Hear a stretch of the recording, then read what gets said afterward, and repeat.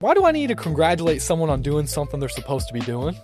The research says, actually, the most effective ratio of positive to constructive feedback is like 5.6 to 1. I love people doubt me because now it's just a fuel to my fire. Are you courageous enough to look yourself in the eye and say, I'm courageous enough to step away from this and trust the people that have been under me? And that's what keeps you going, because that's intrinsic motivation. That's different than extrinsic motivation, which can be taken away. I don't want to get punished. I'm going to make more money. All those things can be gone. But what's one of the number one things you see leaders struggle with today? My name is Dr. Dominic Morais. I help with leadership, culture, coaching people to be better versions of themselves so that they can make better versions of whatever company, group, team they're building. You're here watching the Last2First podcast. All right, check this out. If you're in the last mile delivery industry, we have created something that's just for you. We've called it the Last2First Huddle, or the L2F Huddle. We can come into an ecosystem, a community built for the last mile by the last mile. Now, you'll be able to get access to educational courses, right? Playbooks, as I call them. We build playbooks teaching you everything from A to Z in the last mile industry. Everything from how to set your right driver model, to how to navigate misclassification issues, to how to find customers, how to price that work, how to operate it, all the way through to if you want to buy a company, how do you value those businesses? We also have an AI tool called Ask Miles. Miles will answer any how-to question about the industry. I've personally trained it myself. It's pretty damn good. And then also, we're about community. So you're going to access coaches, experts. We have film studies or weekly calls. You'll be able to deep dive into workshops. Look, this is the place to be if you're in the last mile industry. L2Fhuddle.com. I'll see you inside. It's time to huddle up. Let's do it. Last2First family, we are back with a special episode. And it's so special, I didn't even wear my traditional Last2First branding, right? So I got to tell y'all a funny story. We'll get into the story in a second, but I am joined today with someone I've been knowing for many, many years, tracing all the way back to my days at Vanderbilt. We played ball together. We had a lot of good battles and some victories, a lot of losses back in my days at Vandy. This was the old Vandy, not the new Vandy. But reconnected with someone from my past who's doing some amazing things in his own career, and excited to have this conversation with him today. Excited to bring you some new stuff that we haven't done before on the Last2First podcast, was dealing with some issues outside the four walls of your business. So I am introducing to you today Dr. Dominic Morais. Dom, welcome to the Last2First podcast. Thanks, man. It's so good to be here. All right. I'm serious. This is great. This is awesome. All right, how did we get here? So let's just set the stage. Yeah. We reconnected a few months ago. Knowing that you were here for like 2 years, and I'd been here for 2 years, and I just dropped the ball. Yeah, you've been knowing I was here, but we saw each other Vandy UT weekend. Yes. Yep. And we said we're gonna get together. Yep. We got together a couple months ago, maybe. Yep. Told you kind of what I'm doing. You told me what you're doing. You've joined the Last2First Huddle as a coach. We'll get into that later on. Sure. Yeah. And then we said, let's grab the dinner together. So we're at dinner tonight. It's a Friday night in Austin, Texas. And we're having dinner to talk about kind of what I want you to do, a coaching clinic coming up in the huddle. Yeah, day before your birthday. Day before my birthday's tomorrow. Yeah, it's gonna be a cold but good birthday. Yeah. There's a big freeze coming in Austin and the South. So whenever this comes out, you'll know hopefully we survived it, right? So we said let's grab dinner before this freeze comes in. We're at dinner tonight and we're just vibing. I'm like, wait. This is so good. We got to go to the studio. We're 15 minutes away. I called my guy at the studio. Can you open it up? Here we are. I heard rap songs about this. So man, like this is gonna be a probably a different kind of episode because I got no notes, I got no cars, I'm not even my branding, right? But I want to have a conversation, man, because like we were just connecting on so many things at dinner. And one of the things I told you when I first started doing the podcast, and really one of the things I really want to accomplish building out the digital community, the huddle, was talking about the things that happen to us outside the four walls of our business. A lot of times I'm honored to talk to people who have had a lot of success in business. We talk about the trials and tribulations inside the business and the challenges overcome. But man, we miss the most important part, which is you, the individual, the leader that's showing up, and all the things that we're dealing with that have nothing to do with the X's and O's of how we make successful deliveries. So I'm geeked out to get into that conversation. But first, let's go back because everybody got to know who you are, right? I gave an opening that we met back in college. But start with just your career today. What do you do today? What makes you special on the kind of the performance side of what you do with organizations? Yeah, I appreciate that. I mean, in terms of actual industry, you could call it talent development. And the way we think about it is people development. But ultimately, in an organization, if the development of the people aren't changing business outcomes, we're kind of wasting our time there. Mm-hmm. So we make sure that we're able to do that. I worked for the San Antonio Spurs, doing something very similar, helping with ultimately create culture, help people understand what that culture is, build culture in such a way that it optimizes the outcomes of a business. Yeah. Before that, I'll just kind of go back because I think it's all actually important and creates a body of work. Before that, I was actually a sport management professor at Trinity University in San Antonio. Before that, I earned my PhD actually here in Austin from the University of Texas. Sport culture is essentially the way that we can think about that. Before that, I was a strength and conditioning coach, graduate assistant at Eastern Illinois University. Actually, Jimmy Garoppolo was a freshman. Like before I left to go to University of Texas, I got my master's in sports administration there, and then before that, I was at Vandy with you, where I earned my degree in human and organizational development. And so as we kind of just deconstructed it, if you kind of run it all the way back up, you can see how that foundation of human and organizational development, as well as all the work in sport, which really does replicate life and business and everything, has informed so much of what I do, that I think I have a very unique perspective that can help people along the way, as well as, you didn't say the word, but tonight seems like a very authentic podcast, just from the way that we got here. Yeah.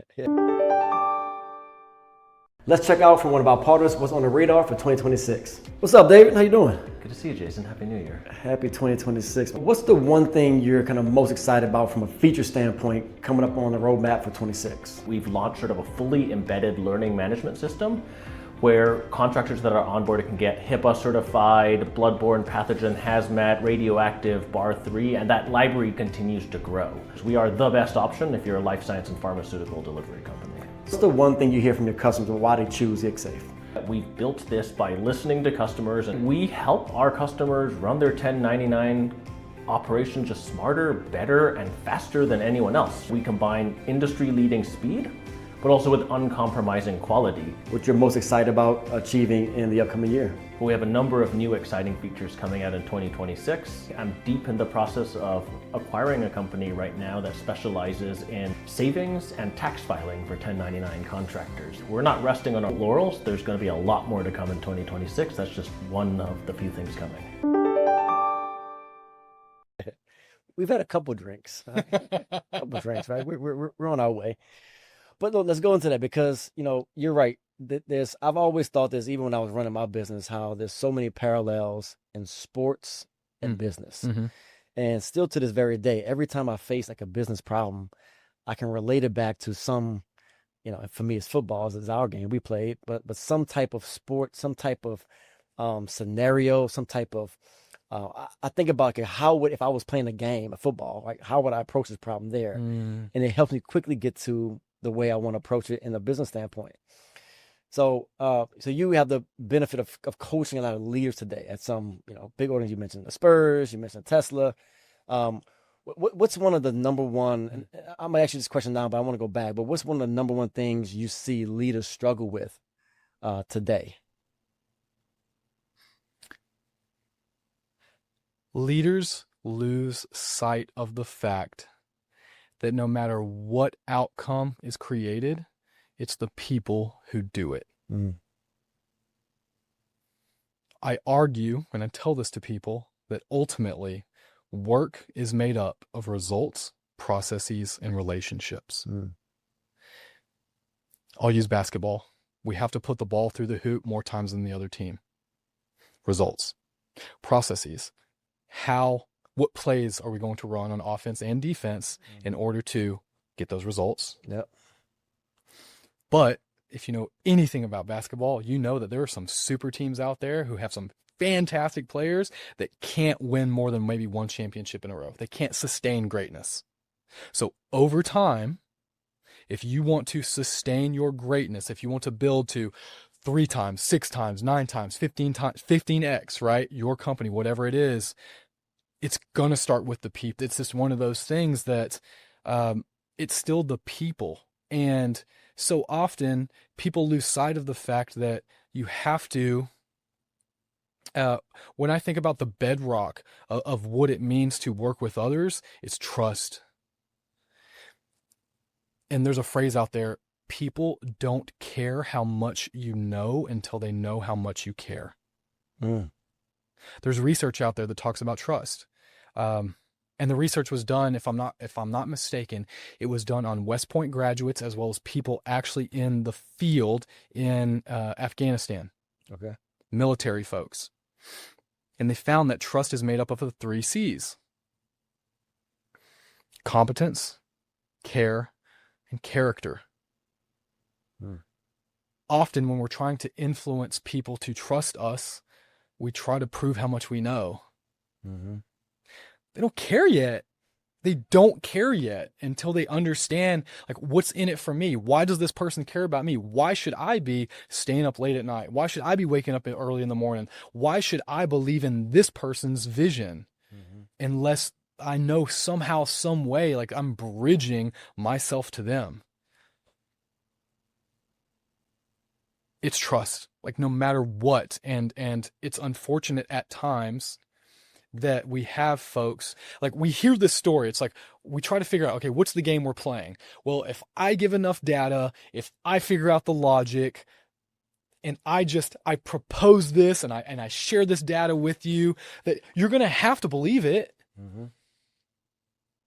Bias is out. We understand what bias is because it exists. It actually exists. It's a real thing. It's a real thing. And if we don't influence is there for a reason, because we're humans. If we don't influence and show someone why they should care about the data, it's not going to matter what you tell them. It's not going to matter how much data mining you do to create a proposal to show them that. So it's trust in focusing on the people who enable your outcomes. All right, so check this out. So you're unlocking some things in my brain as you're talking, right? And you're spinning that doctorate language that Cornelius Vanderbilt, we're very proud of you right now.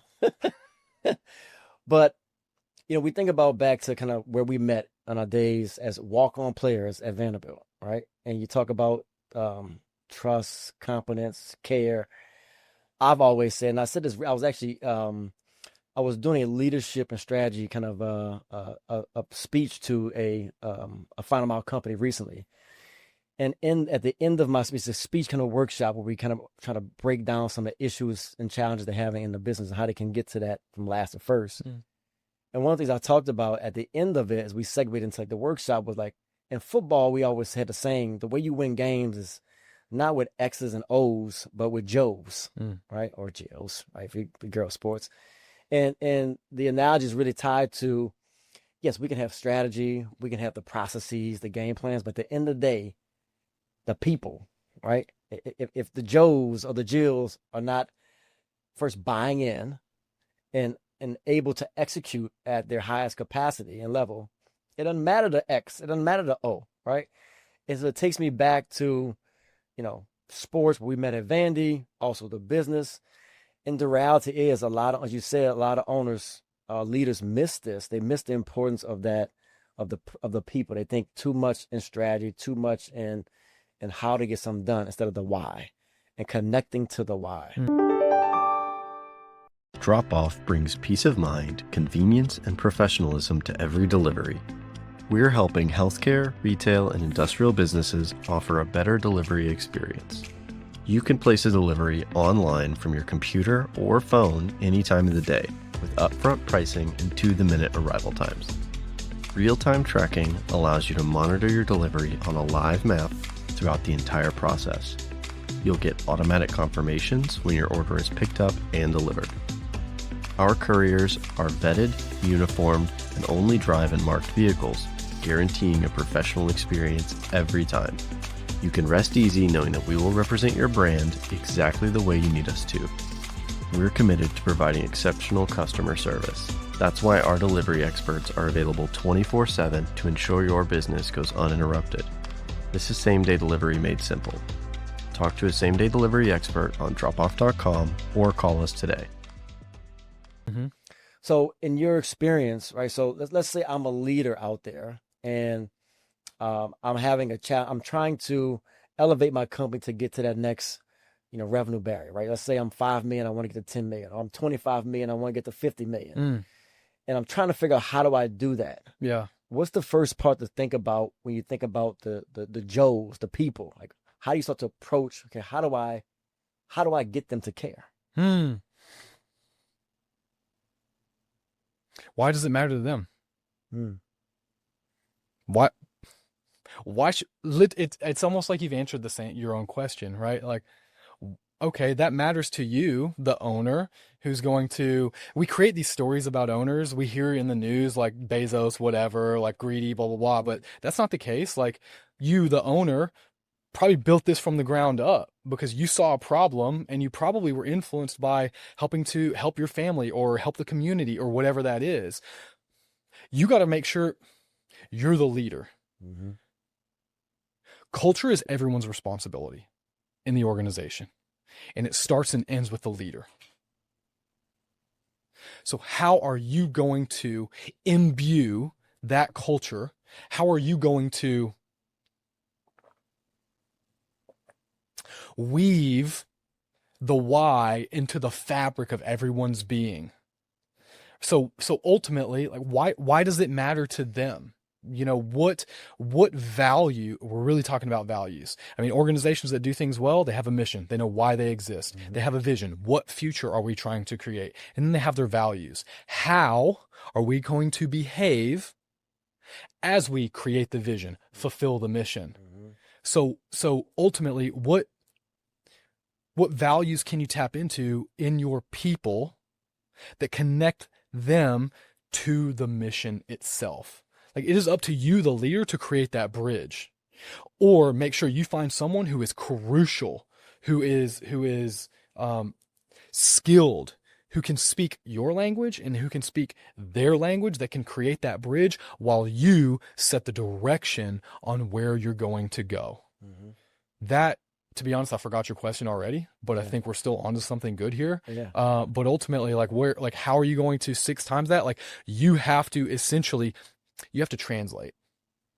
You have to translate why this is important to you, the company, and how everyone in the company is going to benefit when you all work together and play your role to get to that goal. If you're on a sports team, like, we all get to revel in the fact that we grinded together. We bled, we sweat, like, we put it in. We got here early, we stayed late, we lifted weights together, right? Like, we slapped each other before we squatted, whatever it was. How does someone get fulfilled? You can ask a question, but I could keep going. No, you hit the nail. We're talking about how you connect to the why, right? And I want to get to some of your real world examples of things that you've worked on and different organizations you work with.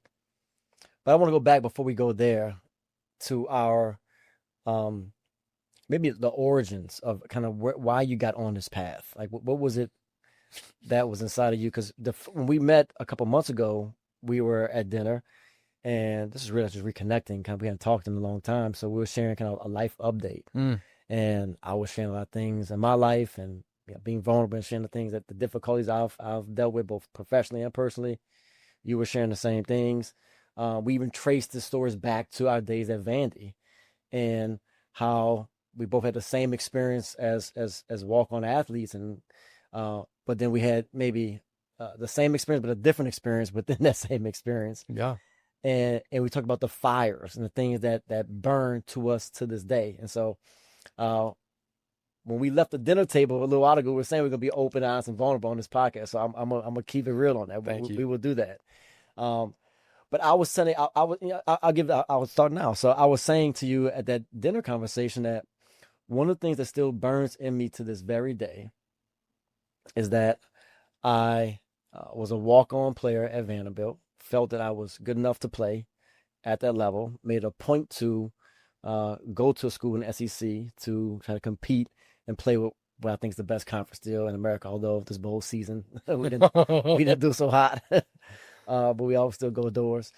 And ultimately got the award from the head coach going to my senior saying that you had earned the scholarship, all to find out 2 weeks before the season started that they messed up the count and something like that, and I didn't get the scholarship after busting my butt and playing a lot.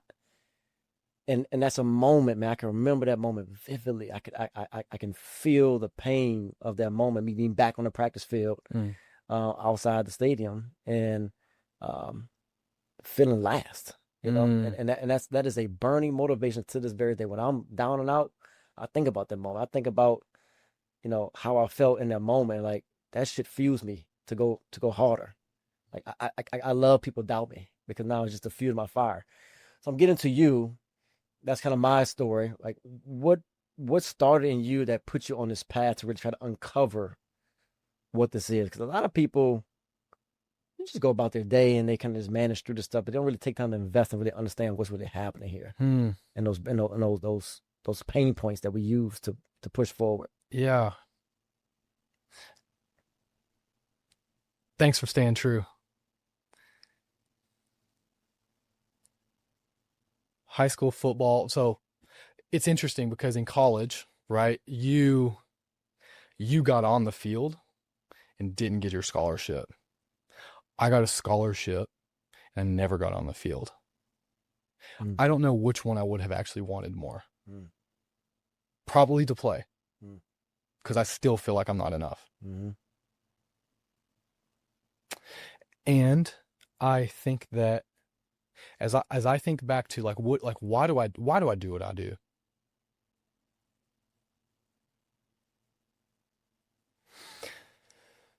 So often the best leaders are the best leaders because they live through what not to do. And I think that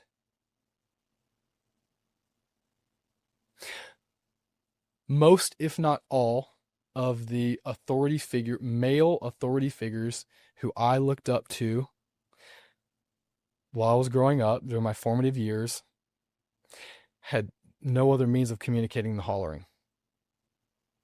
And at one point in time, no one knew better. All good. Like, okay, understandable. And now research continues to come out that says, when people feel safe to learn, to create, when people feel safe enough to innovate, to try and fail, and it's okay. Not that it's okay to give up. That giving up is different than failing. Yes. Giving up is different than failing. But that you're wrong if you've done your best and the outcome still isn't there. Now, granted, you still have people literally, you still have phrases from people like Winston Churchill, during World War II, where it's just like, we just have to do what's necessary here. There is no try. We have to do what's necessary. I understand those. I'll never equate sport to war. Never. I think that's too much. But when I think about all these people who have been in these privileged positions to help others grow and become, and it's both a responsibility and a privilege to be a leader. You could change the trajectory of someone's life. And when these people fail and the people that they lead have to become in spite of them, not because of them, this is why. To show people that literally the conversation, not that, I think sometimes it can be taken too far, authenticity, and then you curate authenticity, which is contradictory in and of itself. But when you can help people understand that it's not just the outcome, it's the process, it's the people along the way too. And again, it goes when you show that you actually care, when you care about someone, they will go to heights. I even think this is, it gets a little bit woo-woo here. All good. I have no research to back this up. None at all. This is my own kind of spiritual journey. Yeah. To me, it's there's only two emotions, love and fear. And what are you operating out of? Are you doing something because like you love it, you love the craft, and you love developing, and you love the experience, and you love learning, and it's cool to master something new and realize that I just did something I've never done before in my entire life, and that's what keeps you going, because that's intrinsic motivation. That's different than extrinsic motivation, which can be taken away. I don't want to get punished. I'm going to make more money. All those things can be gone. Like, I'm sure plenty of the people listening to this podcast have felt times when like those things were gone. Yeah. And then what? You had to go through this identity crisis. You had no idea who you were anymore. And what'd you have to do? You had to go inward again and figure out who the heck you were. If you're tired of chasing drivers for proof of deliveries, scanning paperwork at midnight, or dealing with "I never got my package" claims, Different was built to fix that. Digital signatures and photos captured instantly on any device. POD goes straight to your customer once your driver hits complete. No more phone calls, no more scanning, no more dealing with claims 6 months down the road because you couldn't find paperwork. Different was built by operators who ran a courier business for 35 years. They've lived your problems, so they built real solutions. Check out deliverdifferent.com/last2First. So for me, it's like, are you operating out of love or out of fear? And if you can translate to your people who you lead, not your employees, but the people you lead, if you can translate how you are operating out of love to them, like, the sky's the limit. Yeah, you've unlocked something. You know, you talk about that, and it's something that hits home to me because we were talking about at dinner how I did this leadership speech recently, and I'm using these experiences from my life to say how I was convey and illustrate where I was in last place at personal situations, professional situations. And one of those lessons I learned was internal motivation far outweighs external validation. And it takes us a while to learn that. And this was a story from even the Vandy experience, or even in my experience that I shared a second ago. Like when I didn't get the scholarship in high school, I remember being on my hands and knees on my parents' dining room floor crying, February 6, 2002, wondering, how did I get here? I'm looking at guys signing scholarships that I knew I was just as good as or better than, and deciding in that moment, like, I'm going to prove to everybody, they're going to know that I can play at this level. And it became about externally validating. Like, I wanted all of them to validate me. And then when I didn't get the scholarship again, and then at the end of that season, you may remember this, I got the Coach's Dedication Award at the end of that season. Me and Dustin Dunning got it, double D. And it was I remember getting that award and looking out on the stage at all my teammates who played a role in that. And it hit me like, you know what, man, like the whole time I was wrong, I was trying to validate to everybody else, or get them to validate me, when the whole time I was proving to myself I belong. Like, I proved to myself, and that was the win for me in that moment. And so often in business, we're doing the same exact thing. We're seeking a customer's validation. Sometimes it could be an employee's validation. It could be an investor's validation. It could be some other external validation. And oftentimes we may not be internally motivated or even happy with the stuff, with the falling in love with the process. And I found myself in that spot even when we sold our company. I can remember vividly sitting there thinking, like, this should be a hell of a celebration. I should be excited. But, like, I was not. I was broken inside, truthfully. And we don't talk about this stuff, man. And then so many times now, when I do get a chance to talk to owners, a lot of times off these cameras that are around here, I ask them, how are they doing? How are you? Like, what's happening in your life? Because I guarantee you there's a direct correlation to what's happening externally is showing up internally in that business. Yeah.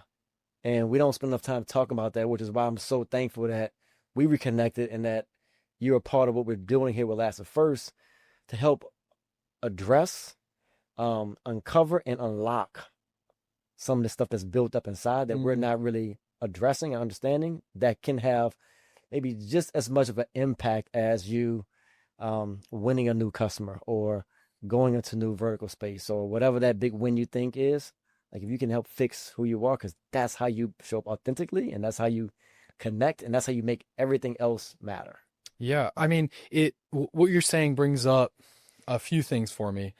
Someone pretty close to me, someone really close to me, has this idea of like you have a pie, right? Like, your family's in there, your friends are in there, your work is in there, your physical health is in there. You can think about that in a lot of different ways. It's not something that's necessarily new to folks. But if you over-index, right? Like if you over-index on the external validation and your work is really what makes up your identity, okay, you might still end up with the same outcome,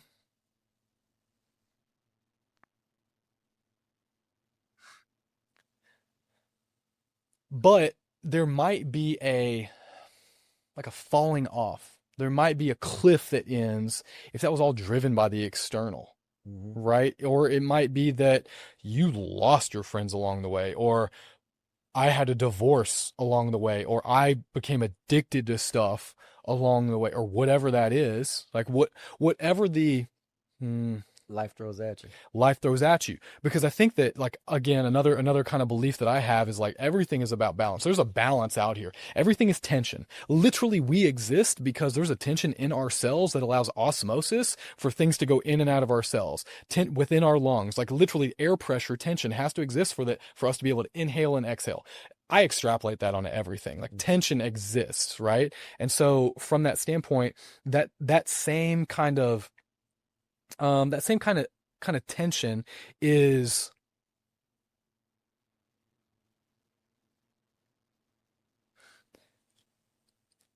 really like that balance. So if we are pushing so hard and over-indexing on the external, something's going to give on the other side. But if we can find, I would argue then that if we find that internal, that drive, that why in us that identifies, like, I actually, instead of just trying to listen to what the customer is saying and creating those really great feedback loops so that we can improve the business, instead of doing it because that gives me a win and that gives me external validation and now I like have status in front of all these people. Okay, well, like that's eventually gonna end. Like you're gonna either, I don't want to be too morbid, but like you're gonna end up in therapy, you're gonna be depressed, whatever it is. Whereas if it's like, I want to listen to the customer because like I genuinely like want to help these customers. Like this matters to me. The rising tide raises all boats. So every piece of your pie increases when it's that versus if it's over indexed on one. So you may still get to the same outcome, but like what was your identity tied to along the way? And can that be more intrinsic? Yeah. I want to get into some like real world examples of the work you've done, the work you do today. And I'm interested to learn and where you find leaders at when you first start working with them. Like how do you even come to you? Like, so I'm a leader in an organization. You're there to kind of help me with some of these things. But like most of the people I've been around leadership, they're type A. They're not trying to admit vulnerabilities. They're not trying to admit that I got some weaknesses here. So how do they even get into like on first base with you to start to understand that even admitting I have a deficiency, I have a problem, I need to like focus on something, like where's this even start? Oh my gosh, this is so good. I actually haven't even thought of this before until you literally just brought it up. Usually the problem has to do with other people. That's not us. I'm not the problem. Hell no, I'm not the problem. No, never. And so, like, I'm not gonna like ask you a question where I know the answer to it and lead you to it, but you can do it. So, okay. So think about it, right? Like you come to me as a leader, like these people, like they're not meeting expectations. Like they were not meeting expectations. I put these people in these sales roles, right? Like this product's good. I know it's good. Like they need to be securing more accounts.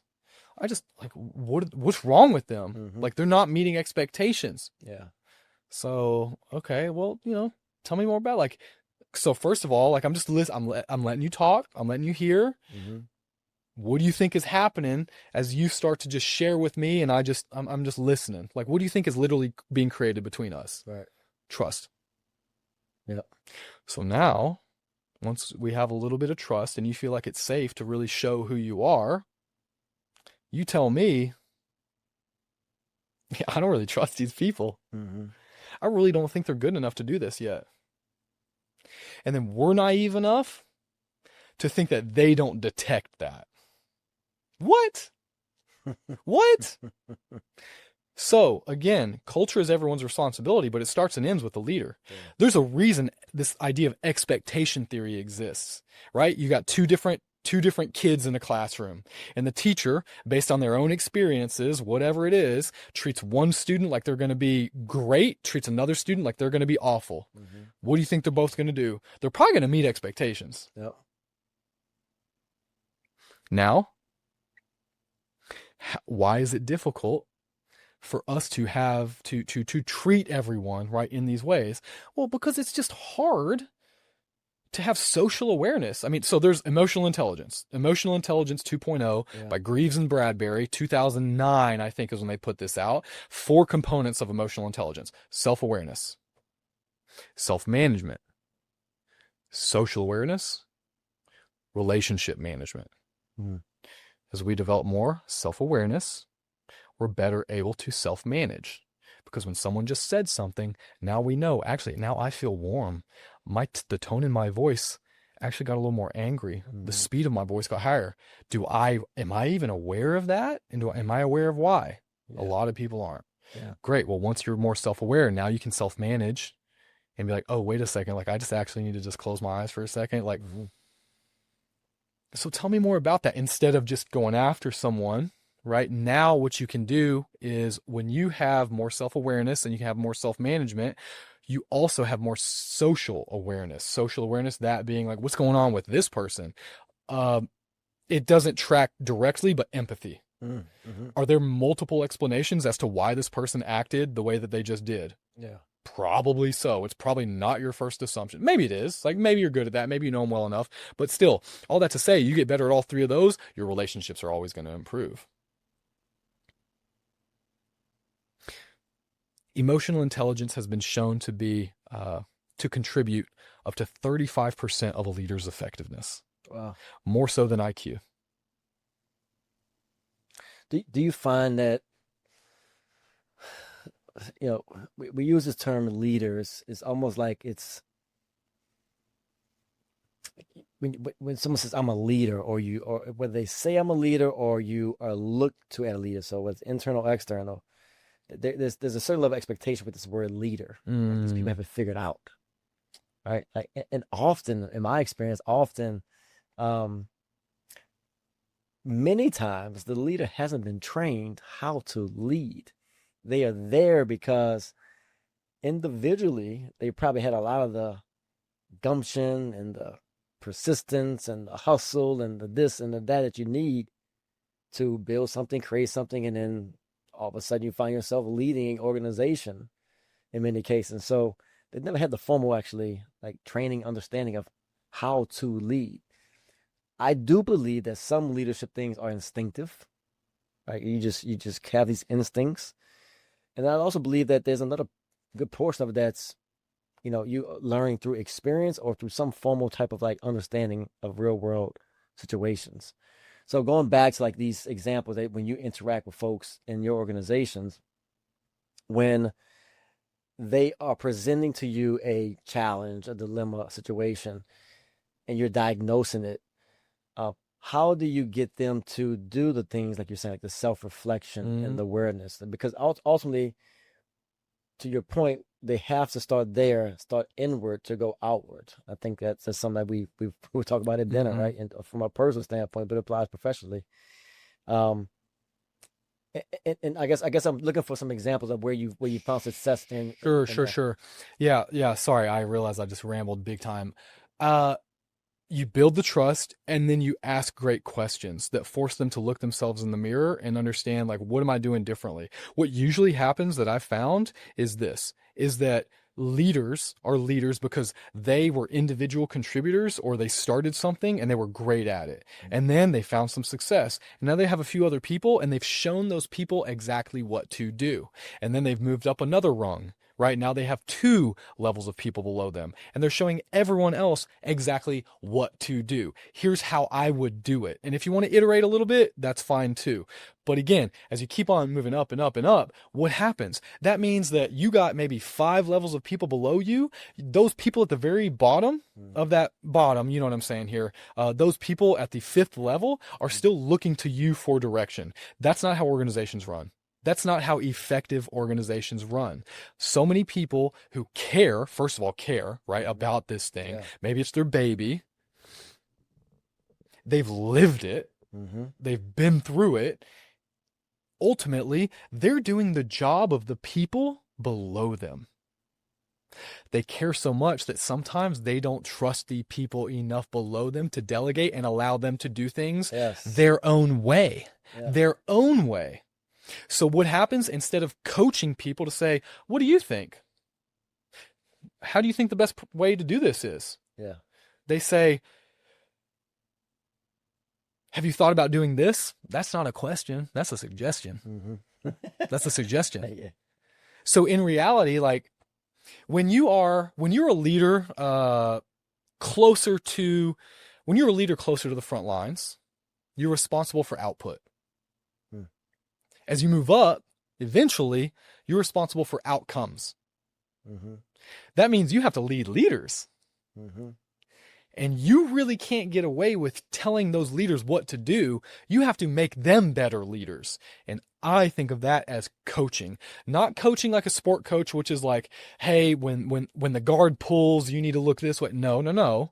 What I mean is asking great questions.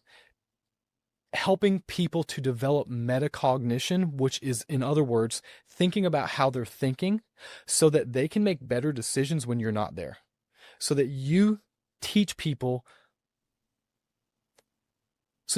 how to fish.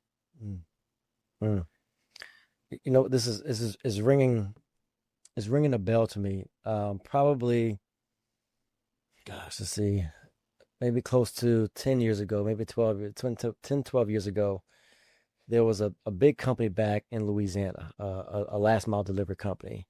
And I had befriended the owner. We were doing some business together. My company's probably 4 times larger than my company, right? Much bigger company than I was in. And we were doing some work for them in a local market and back in New Orleans. And I befriended the owner. We, started getting together every quarter, so having lunch and just kind of, shooting the ish. And he ends up getting sick and had to be out of his business for, I think he had a heart attack. And maybe out of this for like maybe 8-9 months, something like that, right? And I kid you not, man, this guy ultimately, the people that he had leading the organization in his absence, they were just stifled. They had no ability to lead, couldn't make decisions, and literally within a year, that company became a shell of itself. I'm talking about a nice sized company. It was the first time I wasn't in the company, but I was close enough to it to see how when a leader steps out and they haven't developed their people to lead in their absence. I think sometimes we think we gotta always lead from the front. It's like, and we get so fixated on ourselves as the leader.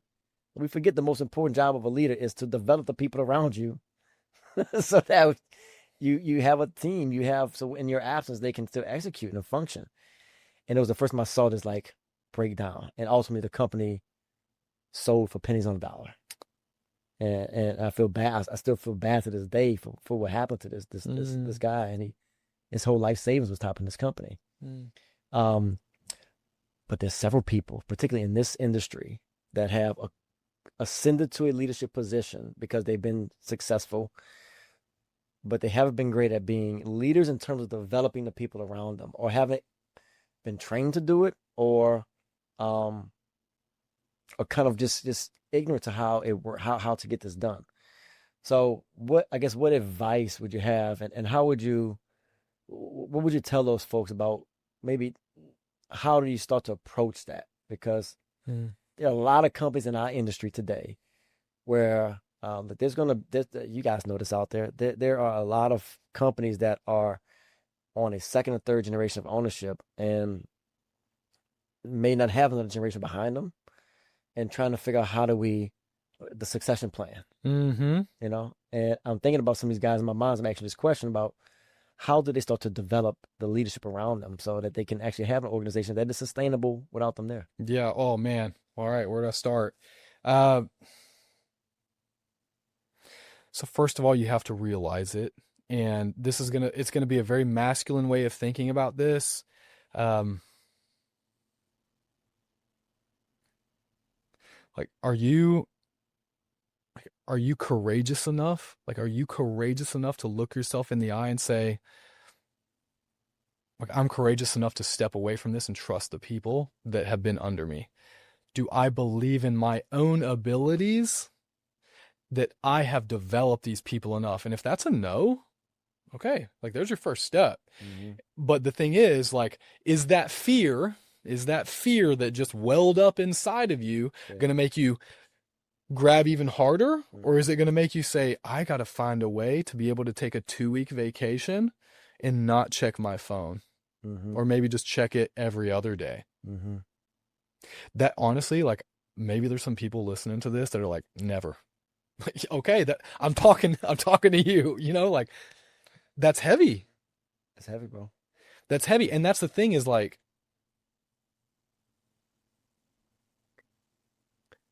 in the context of business, there's always a problem to solve where you can avoid that and you can hide those feelings. There's always a problem to solve. Like, always. We can always distract ourselves. I can pick up wherever my phone is and scroll. And I can go look at a LinkedIn thing. I can watch another podcast. I can just scroll whatever I'm doing. Like, I can distract myself with that from the actual problem to keep myself busy, right? Or I can go lift weights. Like, we can cope in many ways. You know, some seem healthy too. But so that's the first step, right? Like, are you actually aware enough to... This can be the woo-wooest thing I've said here, to identify the feeling that you're feeling. Literally, like, sometimes I'll show leaders, like, here's an emotion wheel. Literally, if you Google emotion wheel, there's like a center wheel, sadness, anger, disgust, blah, blah, blah. And then the middle gets a little bit more descriptive of the emotions, and the third one gets even more descriptive. There is literally research out there and a practice called name it to tame it, where when you say out loud, not you are, like, I am scared, no, because you are not that, you are just experiencing that. I am feeling fear. I am feeling anger. I am feeling anxious. When you say that, literally the logical part of your brain turns on and you're back in the driver's seat. Now you can solve problems more effectively, make decisions more quickly. So first of all, it's that, but I mean, come on, like, you're not supposed to. Right. Yeah. Granted, we're hearing a lot of people saying that's more okay, but we're also hearing people that are younger than that. And it's easy for us to say, like, you know, finding that problematic. They're entitled, blah, blah, blah. Now, granted, maybe they are, but still they might be. I think they're still right about the emotion part. Yeah. So being courageous enough to be self-aware, first of all, but finding tools to enable that self-awareness. So emotion wheel helps out a lot. Then the idea is, like, after we've developed that self-awareness to... Hold on, remind me of it one more time. Yeah, I was. How do you get the leader who may not have bought into developing the talent and building the organization that's sustainable without them there? Yeah. So after you've acknowledged that, okay, I'm scared and I'm not able to trust this. Okay, great. If you are able to have that courage to do that, then what are the anchors, the pillars around which your company is built? I mentioned values earlier. I'm talking about values again. So what are those values? You know, at the like San Antonio Spurs, you can find this on the internet: integrity, success, and caring. Love those values. I think those are incredible values. But are you just going to like leave those values on the wall where no one really understands what they look like day to day? Mm-hmm. Or are you or your human resources person or your talent development person or your culture person, Yeah. are they going to enable people to put those values into action by translating those values into day-to-day behaviors in a language that everyone can speak? Because a culture is based on shared practices, traditions. Language is a shared practice. Mm-hmm. And if you and I speak the same language, then we might only need 2 meetings instead of 5. Mm-hmm. Now we're making decisions more quickly. We're actually performing better. And we're not getting drama. Now I'm retaining you as an employee, or I'm staying around. But also, you're able to scale your brain Mm-hmm. as the leader because you are now interpreting it. And instead of being frustrated that these people just don't know how to do it, so I'm going to have to go do it myself, well, that's because you were scared to let go and scale your brain. Yeah. Yeah. So it's it's one of those conversations that I think more leaders, owners, executives need to have. And oftentimes I find that they don't have a space to have it. It's the saying is true. It's lonely at the top, right? That there's and you look around at the top is oftentimes not anyone next to you, right? Hopefully you have some people have partners, some people have spouses or whatever. But one of the missions of what we're building with Last2First, and as I said in the huddle, is to build a space where you can have these types of conversations, where you can find resources and outlets to help you address some of these things that, again, as I said, are just as impactful to your bottom line as hitting the sales number, right? Are you measuring culture? Are you measuring mental health? Are you measuring performance? Are you measuring how your people, how your Joes, how your Janes show up to the damn building? Right? And if you're not, I'm telling you, you're missing something as a leader. I didn't subscribe to this early on in my career, and it took me losing my largest account, which is like 40-some% of our revenue, and was back on these last place moments, and realized like I got to do something different. And for the first time, bought into, as a leader, being responsible for strategy, for culture, and measuring it. Like literally, it was an index in our weekly KPI meeting that we measured it, and we incentivized the behaviors that we want to see. We rewarded it, and we spun the wheel. We had like a little game, and we did all the things, and you start to see the impact. Yeah, you start to see the adoption, the buy-in to the mission, and you felt more like it was a team. So I'm saying to say like I'm thankful for your presence, but also I want the folks in the audience who may be hearing this and who may be out there, and some of you, I've talked to you guys recently, and you know who you are, who are dealing with, hey, I got a disgruntled employee, I got a sales team that's not hitting numbers, I am trying to sustain my company because last year was a rough year. I'm trying to develop leadership. I don't know if there's a succession plan in my business. I'm burnt out. Oh, so many of y'all were just like me, and I am burnt out. This business is 24/7, 365. It is relentless. And they need a place to go to figure these things out. So if I'm one of those folks out there in the audience, how can they go about trying to either work with someone like you or just start to take those first few steps to understanding where they need to go to get these answers to ultimately make some changes and get the results they're looking for? yeah, absolutely. I mean, of course, right? Like I'm in the huddle, right? Have a profile in there, like Dominic Morais. But that's okay. Like that's okay to not have to talk to someone. I mean, there are so many scholars out there and just people who know leadership. Like Simon Sinek is someone who I talked about. Start with why. There's a book called What Got You Here Won't Get You There. I mean, that's another one that just, I mean, do you need to read the book to know what it means? I don't know, probably maybe not. The obstacle is the way. There's another book that just thinks about that. There's a book called Mastery. I forgot his name. George is, I think, his first name, in terms of, thinking about process, finding the way to get there. There's even models. I'll just here. These are some models that I literally follow. Right. I look through the world through these lenses. Maslow's hierarchy of needs. Do people feel safe? Do people feel secure? Literally to the point where, like, do I need to go to a different floor in this office to go use the restroom? Damn. That adds up. Yeah. You know what I'm saying? Like, what? I used to do that. That's what I'm saying, though, right? Like, going to fast lane for the people I work with. Right? I mean, like, it's that type of thing. Ultimately, because then you scale up. Like, it's, do I feel secure? Do I feel safe? Do I have the needs that I have here? Then do I feel like social esteem? Eventually, things like recognition. Ultimately, do I feel fulfilled? Do I find meaning in what I do? I mean, just that model. There's also a model that I use in terms of thinking about motivation. Like, how do you motivate people? It's called self-determination theory. It's literally intrinsic motivation. Do people have autonomy, or like some sort of choice in terms of what they do? Or do you keep telling them what to do all the time? Yeah. Right? Do you allow them to figure it out?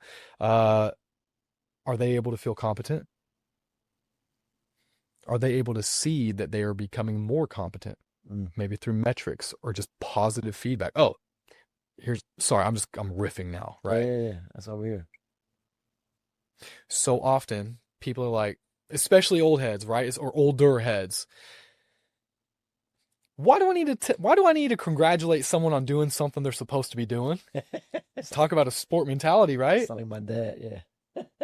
But research, and this is old research now, probably from 2016 or so. Yeah. The research says actually the most effective ratio of positive to constructive feedback is like 5.6 to 1. Damn. I mean, think about it, right? What if it was the opposite?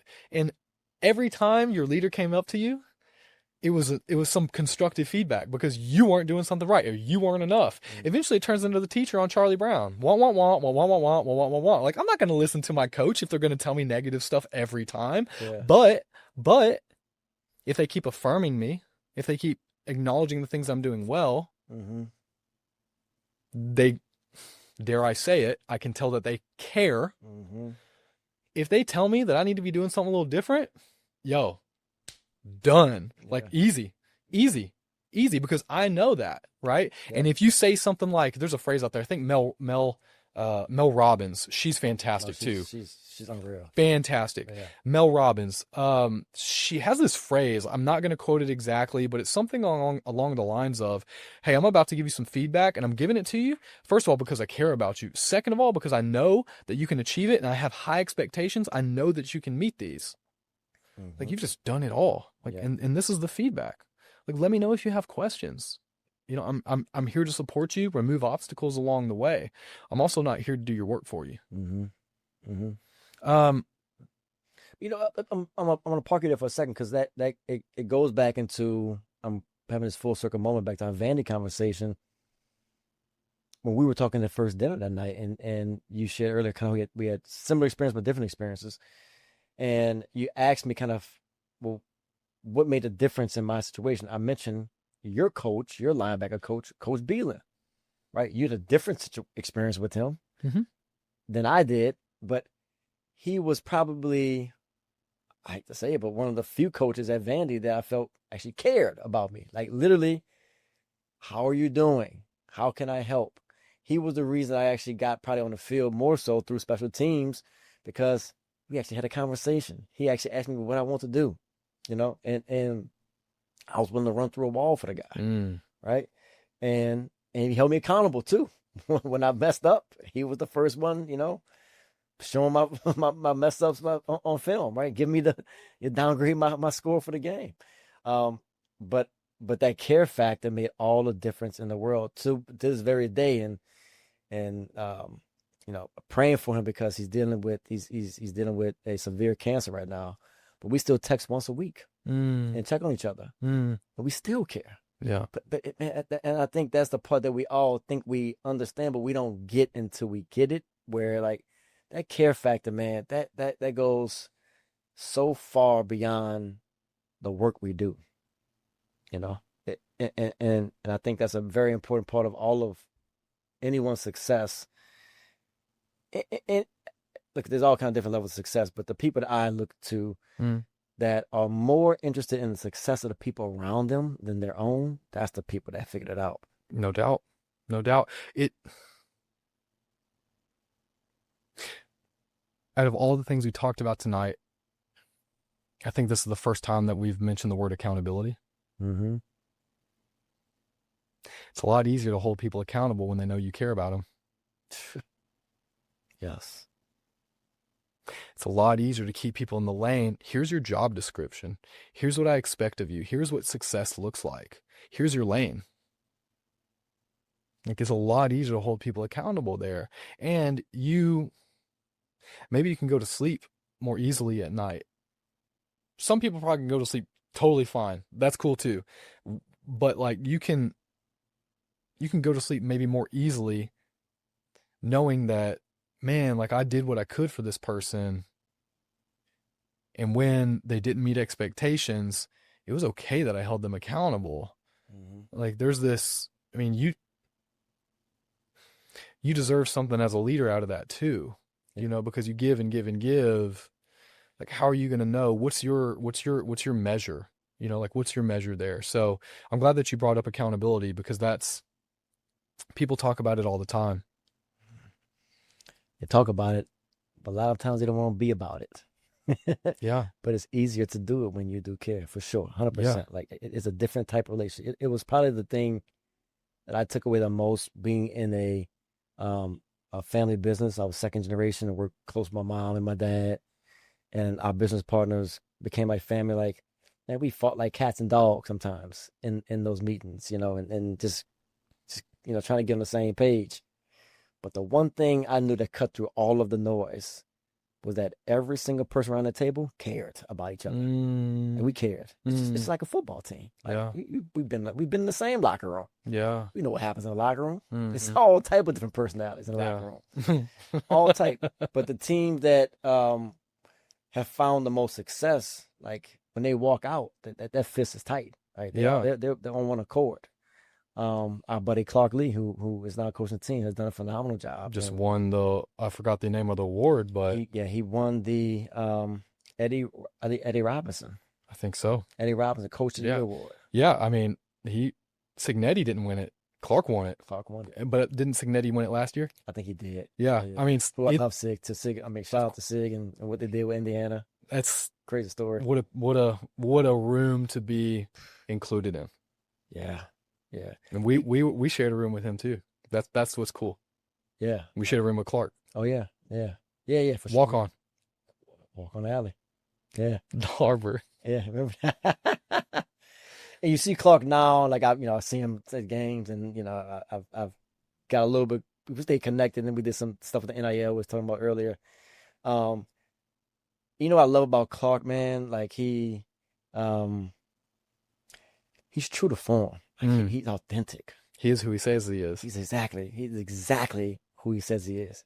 And there's no BS. There's no doubt about it. He is focused, and he gives some great speeches. He's eloquent, and he's sharp, and he's witty, but he also can, he can get down and get down to get down. Mm-hmm. And he can talk the lingo you need to talk.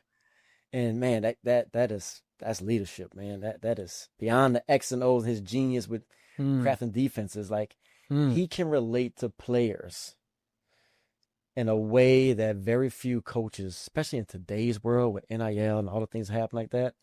And it's such a good case study for leadership, particularly in the NIL era, where you got, everything's about the dollar and different personalities, and locker rooms are changing every single year, right? If you don't have that person in the middle of that, like a Clark, like a Signetti, man, that can relate to all the players and get them to buy in, but still have their own personal relationships, it's almost impossible to win. I don't care what kind of talent you accumulate, right? You got to have that central leadership, and it's such a important part. I want to segue into, as we get towards wrapping up, you're going to be leading our next coaching clinic in the Last2First huddle. Mm-hmm. So we do these coaching clinics once a month where we bring in a subject matter expert to kind of deep dive into a typically an industry topic or industry Sure. issue. So we've done a few so far, one on insurance, one on how to get into radio pharmacy delivery. You're not from the last mile, last I checked. No, Right? no. I'm learning a lot. Yeah. So what are you going to be talking about in the coaching clinic? It's going to be on February 26th. Yes. Yeah, coming up about a month away.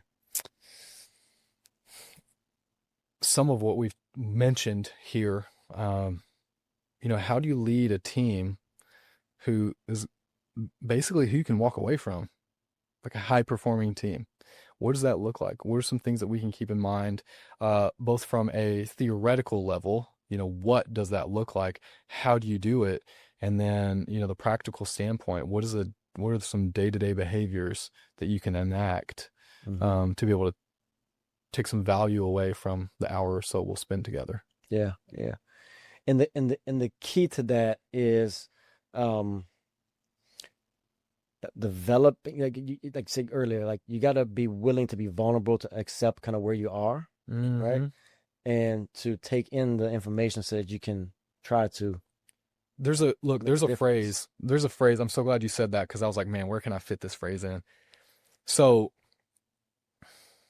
and it's incredibly powerful. Like it makes me emotional just thinking about it because of the weight and the gravity of it. So Carl Jung, who was a famous psychotherapist, psychoanalyst, he was a pupil of Sigmund Freud, right? Who's seen as like the grandfather of psychology, whatever. And he has this phrase. I'm not going to nail it, but it's along the lines of, for a tree's branches to reach to the heavens, its roots must reach to the depths of hell. I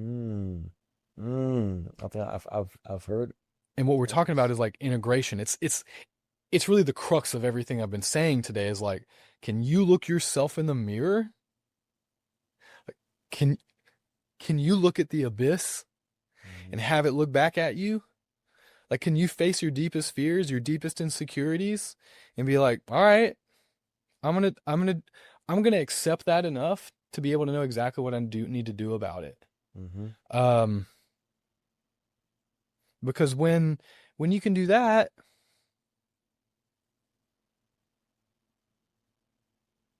you're leading from love and with love rather than from fear.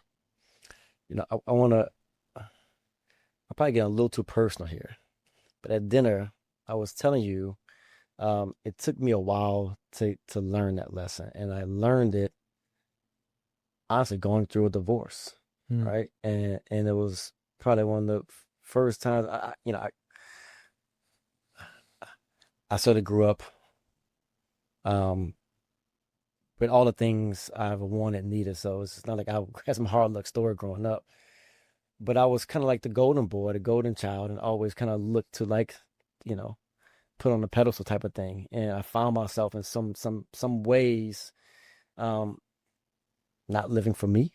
And going through that process. And it's something I've learned, I told you this at dinner, that I've taken with me to this very day. Every time I face a situation in which there's some fear there, or maybe this is not something I'm expected to do or should do or whatever that may be. Should. But the power of that, I'm gonna say F it, and I'm actually do it, not recklessly, but I'm going to walk into that abyss and see how hot it really is. And then I'll decide if I want to stay there. Maybe I'll retreat. Maybe I'll keep going forward.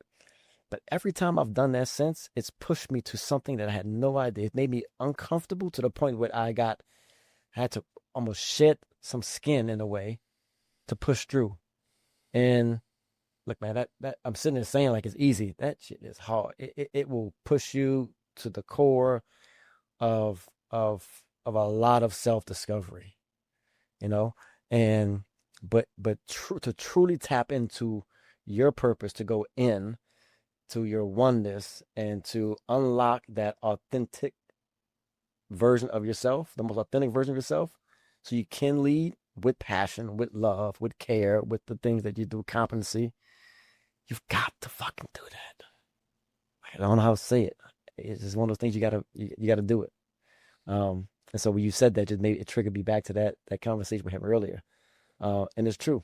You have to be willing to face those fears and to look in the mirror.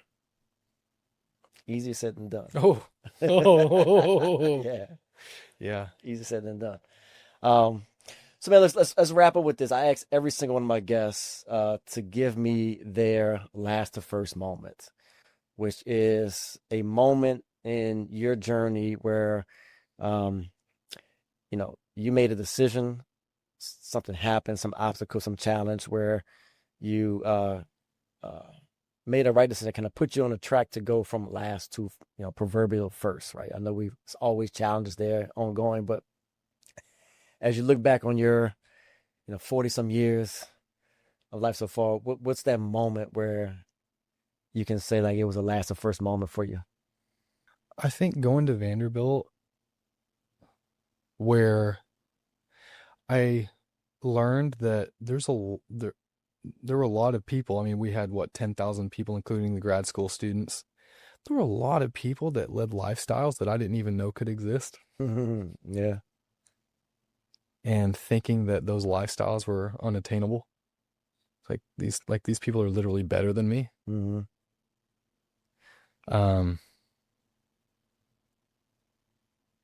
And granted, I think there's still a little bit of that in me.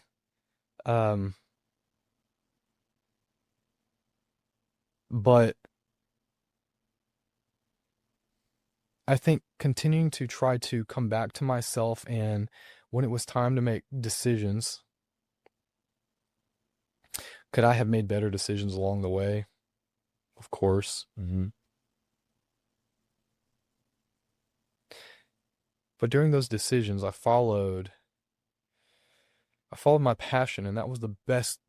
I did the best in those decisions. I made the best decision that I could with the data that I had available to me, which was to follow that passion. And if I were to compare, comparison being the thief of joy, if I were to compare myself to a lot of other people, I mean, I could really just tear myself apart.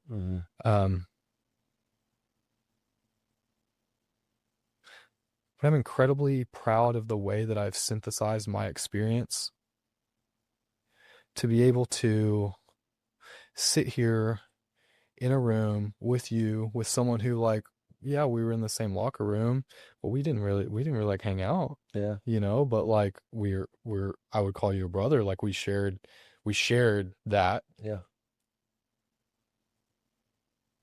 Just know that like someone next to me cares enough to ask these questions, and I know deep down like what I'm saying is freaking gold, and that's going to help someone, at least someone, and that like these are the right steps. Like I get to be.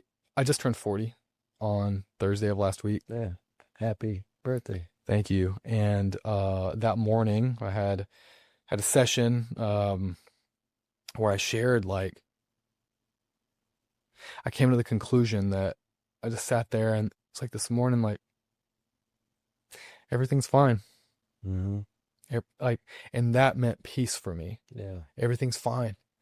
That has been a feeling that has been so fleeting for me to do. There's people who have done so many more greater things than me. Cool. That's fine. Again, I don't want to compare to that, but I feel like I've done some pretty cool stuff. And to come from a very small town, outside of Houston, where I'm really proud of where I'm from, and also was like, oh my God, like I work at this company that's changing the world, and I get to work with these incredibly smart people and literally share moments like this where we're like bearing our souls to one another. Like this is to me this is the realest that it gets. Yeah. And to be able to be a person who people trust. I could always compare, but that is more than enough for me. I don't know if I answered your question in the same way that you've like you're have been, but That's your answer. that's yeah. Yeah. it's beautiful, man. It's beautiful because it's unguarded, and I think that's where I encourage a lot of leaders to tap into that uncomfortable environment. I got nothing to hide. Yeah. And, but that's look, at the end of the day, man. Look, I know we're in the days of AI and automation and robotics and all the things that people, we're fearing that will happen next, 5-10 years. But one thing that can't be replaced is the human connection. There's no automating that, And so in a day and an age in which everything is telling us to go more, to become more disconnected from that, I think the leaders that can connect back to that, and look, they're gonna win, and they're gonna win big. So thank you for sharing. Thank you for coming on the podcast. Thank you for being flexible, and we go from dinner. Like you want to do it now? We did this. We did it now. So I hope y'all really enjoyed this podcast episode. It was truly Last2First. We were, not planning this. Here we are. But I hope you got a sense of some of the honesty and the vulnerability and the transparency that we shared in this episode, because it's true. Like, if you're out there and you're listening, and I appreciate all you guys out there listening, and we love your support, but I want you guys to check in with yourself. Like, check in with yourself. How are you doing? Forget the X's and O's for a second, not forever, for a second, and make sure you're good. So you can be best to serve, your customers and your staff and the people that rely upon you in that business. And so Dom's going to be in the huddle February 26th, giving a coaching clinic. We're going to go deep into how you can improve as a leader, how you can advance your organization through that care factor. He's going to break down some steps for you to do that, and you can also find him and work with him directly inside the huddle. And then we're also going to continue to kind of have these types of conversations too, because I think it's super important that we don't just stick to the script of talking about, making deliveries, right? Yes, that's cool. I know you know how to make deliveries, right? But can you make deliveries where you're feeling good about it, where you're feeling where it's rewarding to you, where you're not getting burnt out, where you can sustain that passion that probably brought you into this industry. So I appreciate you, Dom, man. It's good to connect. I'm glad that we're back in Austin together, and we'll do this again for sure. Excellent. All right, brother. Appreciate you, dude.2 All right, we're out. Last2First family, thanks for joining us on this podcast episode. That's Dom Morais. He's in the huddle. Go to l2fhuddle.com, and we'll see you soon. All right, peace out.